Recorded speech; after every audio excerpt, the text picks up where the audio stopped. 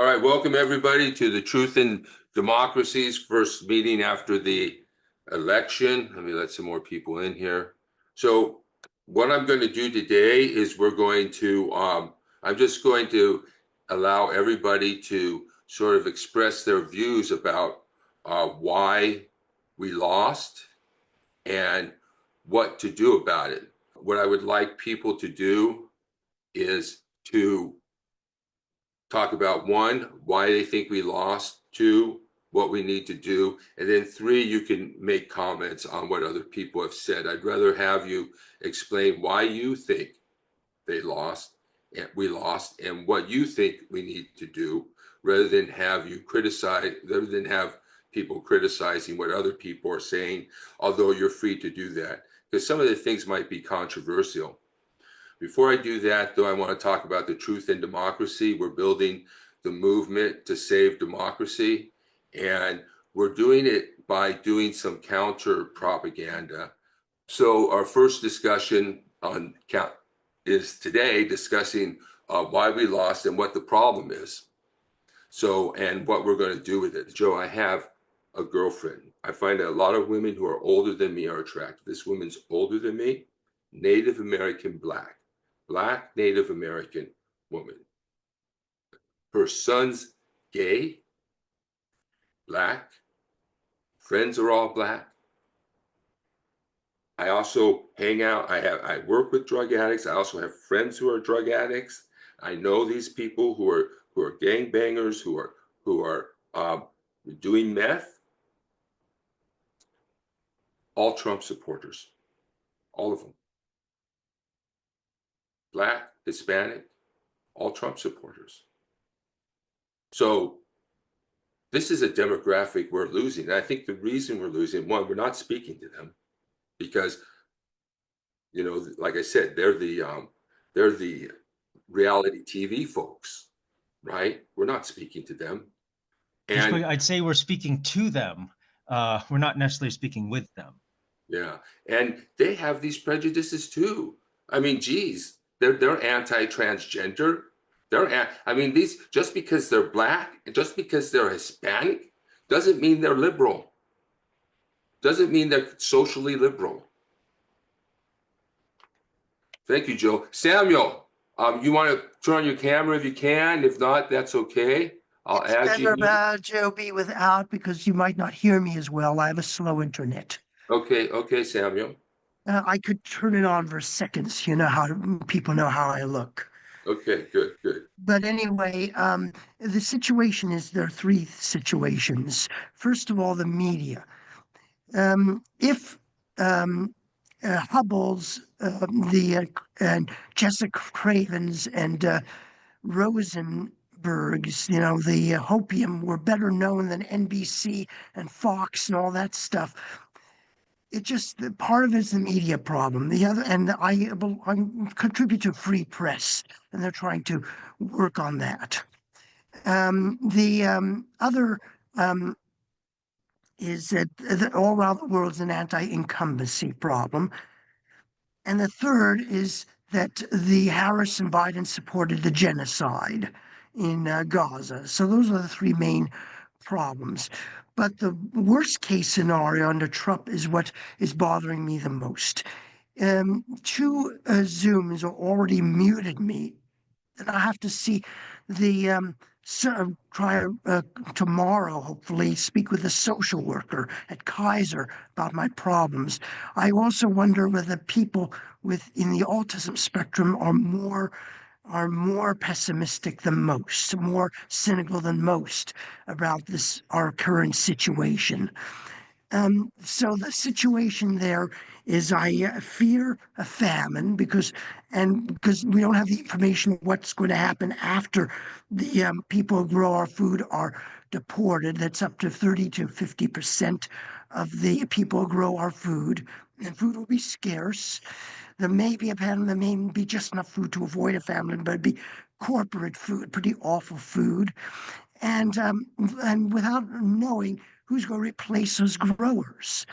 And so, and the other worry is that is what happens if somebody approaches me that, let's say, if all the Democrats running, many of the Democrats we've elected are prosecuted, like starting with Adam Schiff. And then what happens? Then so gradually it will, like Hitler, got worse and worse or as the years went on, and eventually there'll be somebody approaching me.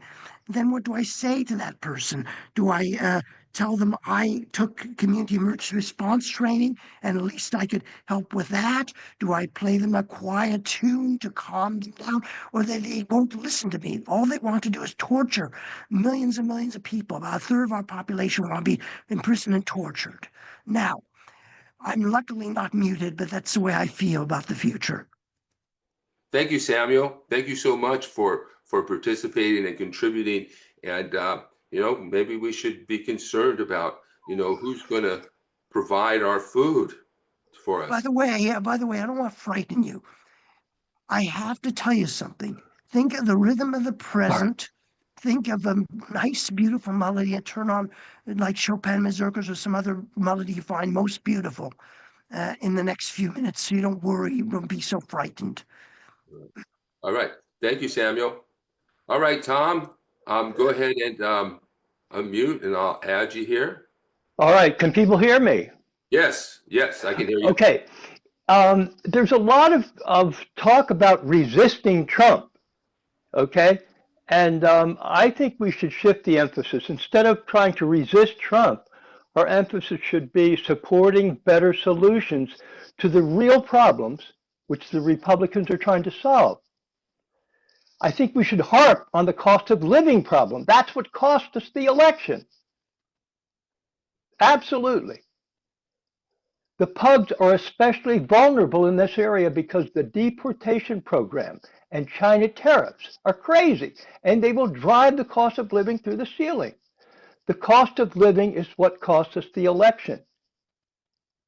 So, instead of saying, resist the deportations, just harp on that cost of living thing. And also, we must also, of course, oppose craziness like the ban on abortions. Here, there is no problem except for a minority's religious beliefs. In the category of craziness is, of course, also the deportation plan. Thanks. Thank you so much, Tom. I'm glad you brought that up and let us know that actually the economy was an issue. All right, Robert, let me add you in here. Okay, go ahead, Robert. All right, thanks a lot. To what Tom brought up, the cost of living. One thing that the Americans don't understand is that COVID was something that we haven't seen anything like that in a generation, and it's not something that you can recover from that quickly. And I'm kind of disappointed that Americans don't realize that. I think part of the problem was Biden promised that, okay, we're going to raise interest rates and then we can start lowering them fairly quickly. And that was a mistake they made and they promised, and the Americans didn't see that happen. So, yes, that is part of why we lost the election. What I wanted to bring up was something that Joseph was talking about, that the African Americans that were Trump supporters. What's interesting is I have a TikTok channel, which is mostly political, small videos I make. And I'm about a week before the election, I had seen a clip of Trump promising immunity for police officers who are rough in their arresting people, and that they would become immune to that. So I created a small clip of his speech, and then followed by George Floyd being taken out of his car, and then followed by a short clip of from the SWAT TV show where the black cop is pulled over by a white cop. And it got about 300 views, which is okay, not great. But the day after the election, it caught fire with African Americans watching it, mostly females, and it shot up to 9,000 views. So all of a sudden, it seemed like African Americans went, holy cow, look what we just voted in. And I'm still getting people watching it. So I thought that was kind of interesting. And I don't know if that means that African Americans are going, yikes, what just happened? Or if it's just, I'm not quite sure. But one question I want to ask the group is, do you think that the Republicans will approve all of Trump's choices for his cabinet, or do you think some Republicans will say, hey, wait a minute, no, they're too crazy. So I'm just curious what others think. Thank you very much. You're welcome. Thank you. Thank you, Robert. I had the idea that I thought the Democrats overstimulated the economy during COVID with all the money they get. Not that that is the way to stimulate the economy, but I think the Democrats overdid it. And so that's why we got the inflation. And I think that's a part of the reason, but I don't think we should underestimate the social issues because that's really what's driving people to the polls. That's really what's making people angry. That's really what's energizing the Trump base. And if you want to talk about losing the election, well, maybe we lost because of the economy, and we may have won if the economy was good, but we don't have an energized, angry Republican constituency all jacked up to go to vote to get rid of these people who are trying to, in their minds, take over their country and force them out. Go ahead, Mom. This is my mother, Dixie. Go ahead. I'm gonna put you in here. Yeah, I'm here. Okay.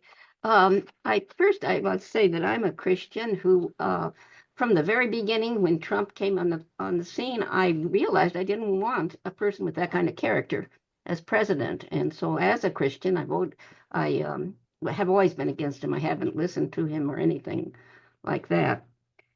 So I kind of understand where Christians are coming from. And one is that they are really scared of the woke philosophy and the sexual identity teaching in the schools. And their choice was either vote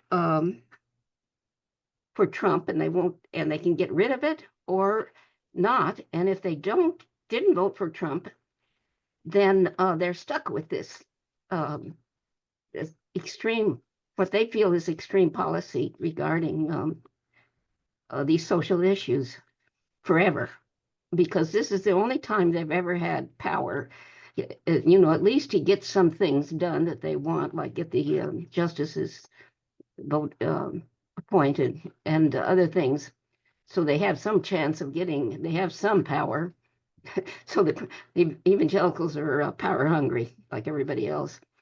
And otherwise, they felt like they would be stuck with this horrible philosophy and teaching our children. And I have a child who was affected by that. I mean, a grandchild. So I think that's their choice wasn't that easy for them. Can you tell us about can you tell us more about your grandchild? I don't want to talk too much about it. Right. But essentially, she was nearly decided she was going to be transgender until they changed schools, and then she turned around and she's against that idea anymore. and she has a boyfriend, and she's happy. Yeah. So it's really hit home what's going on, and of course here in California the schools are worse than other parts.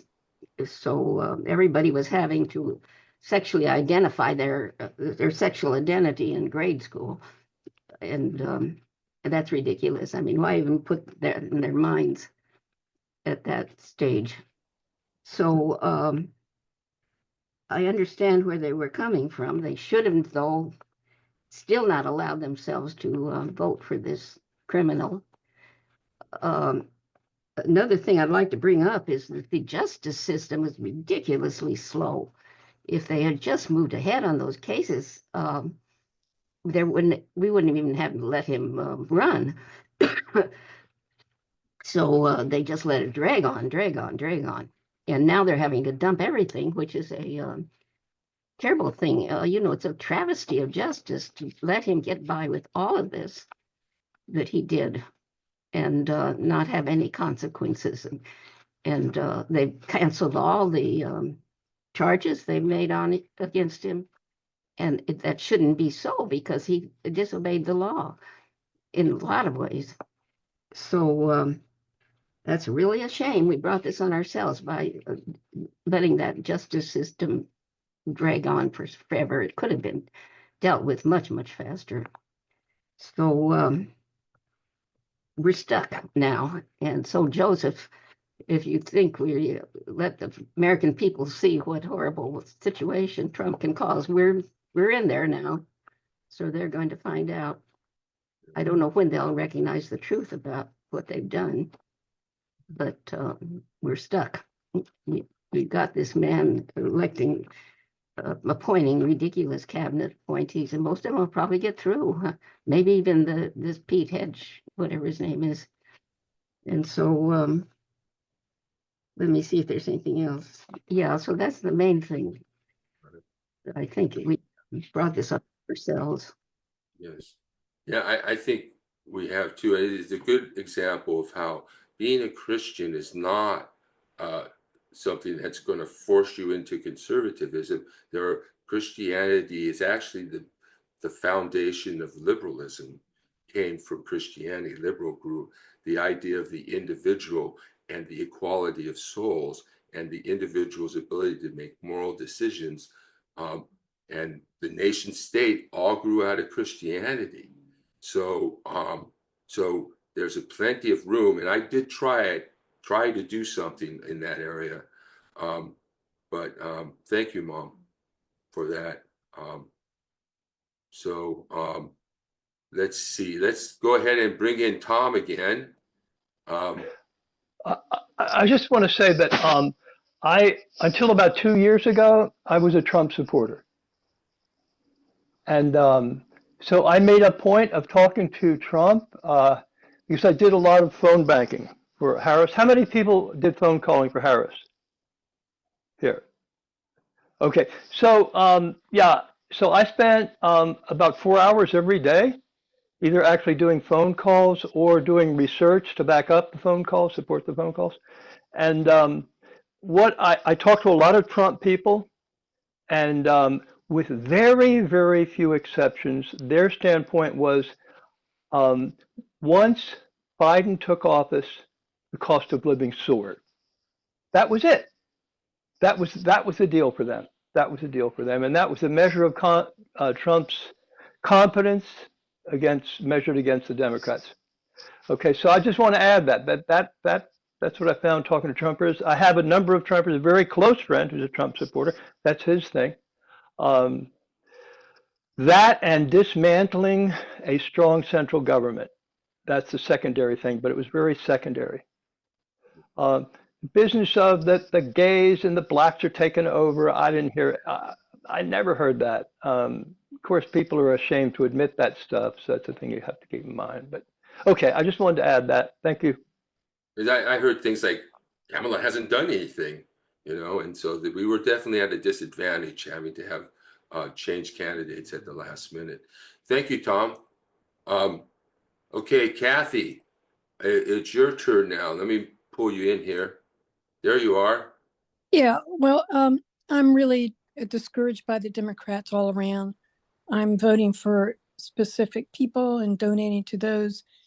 They lost me when with the military and all the Palestinian and the support for Israel.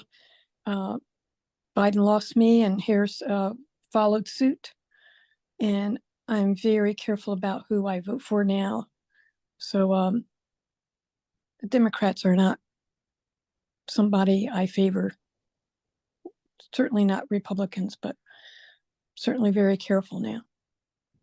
I think one of the features of the Democratic Party is weakness. That they're weak. They can't make a firm decision. I think on Ukraine we needed a stronger position, and on Israel we needed some independence, or I don't know how to say it, but some sense of we can't be, our bombs cannot be killing Palestinians like that. But I just read 1,000 people Hamas killed, 1,000 people, so but still there needs to be some balance. And my mother is very involved with Jewish folks. I'm involved with Jewish Voice for Peace, and I just finished up the voices for from the Holy Land in the webinars that I've been watching. We are such a warring nation. We spend so much money on military, and then we don't have health care. We don't have the education. We don't have ADA following. We so much supporting these other nations and having bases in other countries that we are just making profits for these military weapons. Thanks. Thanks, Kathy. Thank you for sharing that. I do think that we need to be careful about abandoning the only option we have, and which is the Democrats. And I've been working to try and move them, to try and get them to open.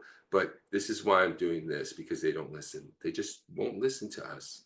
The leaders, and it's not necessarily the Democrats, it's the leaders of the left, the far left. So I'm very careful also about the far left and who I support there. I think those leaders need to be fired too. All right, Robert, you're back up here. All right, thanks. I just wanted to respond to some of the other people who had talked. Basically, just to say that I agreed. Like, I found it interesting what Dixie brought up about why Christians chose Trump. That's something I hadn't thought about, and I agree with her. And then Tom, it was interesting to hear his opinion on the Trump people who voted for Trump, and that it was mostly just that the economy had hadn't gone bad. That's one thing that the cost of living, yes, it went bad, but the economy itself did not do bad compared with economies around the world.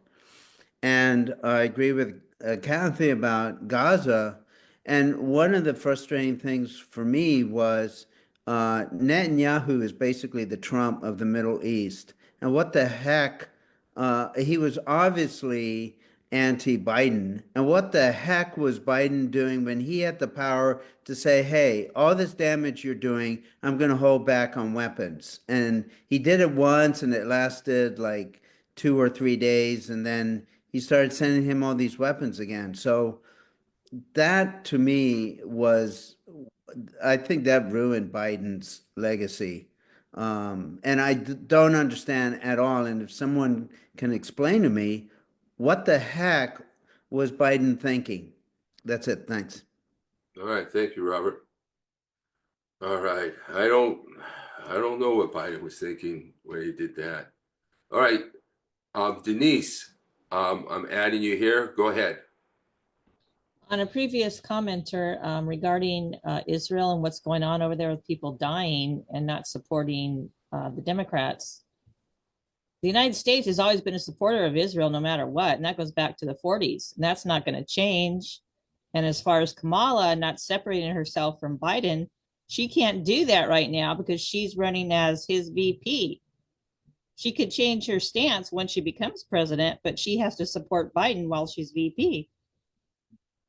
So, well, I kind of think that she needed to distinguish herself from Biden, and that she didn't do that. And I think that was the point that Robert made. I really think she needed to distinguish herself from Biden. She could have come with some different policies, but I think, like you said, it's not going to change. So she's not going to change the policy either, So even if she's in office, so. But I don't think that had an impact on the election as much. But I think if we withdrawn, I think the Democrats are getting weak. They can't.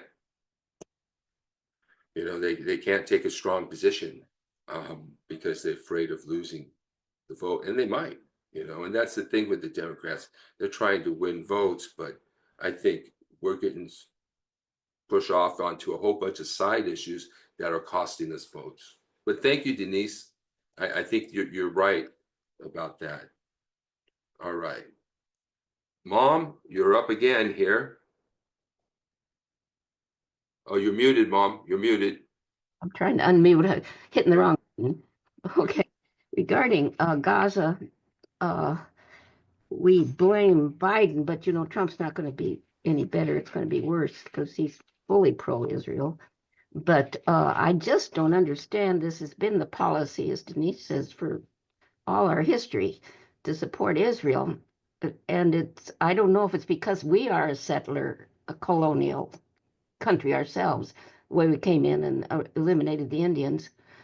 Or if there must probably some kind of profit motive in there, but I don't know why. He just lets Israel, we look ridiculous because we say something, oh, we're going to not let you do the weapons, and then we do. And they're acting like a spoiled child who has no restraints. Even in Syria, they're going in there and thinking they can do anything they want. So the situation, I just don't understand. I wish I did understand what's going on. That we have to continually support this. I know there is one thing that there are actually more pro-Jewish Israel people here in the United States. There are pro-Palestinian. And then we get all the wrong information, so nobody really understands what's going on, that Israel's been trying to eliminate those people for 75 years, and now this is their big chance to get rid of as many Palestinians as they can, and they're going full blast forward on that. And everything they say, every time they hit a group of people, they, oh, we're just hitting a terrorist. It's just not true. They're lying, and their effort is genocide, to get rid of the population. So it's just really awful, and I don't know, what the answer is to get out of this mess. But Trump's not going to make it any better, that's for sure. So I just wish something. I mean, I'm praying that something will change, that they will change their mind and stop using our bombs to the country and stop using our veto power to eliminate good resolutions that are passed in the UN and so forth. Yeah. So, it's just really, really sad. Yeah, I think that was an embarrassment. Here we talk about how we want a two-state solution, and yet when the vote comes before the UN on whether Palestine deserves statehood, we vote against it. That, to me, that's was embarrassing, and being the only two countries in the world to do that, and yet at the same time claim to be for Palestinian statehood.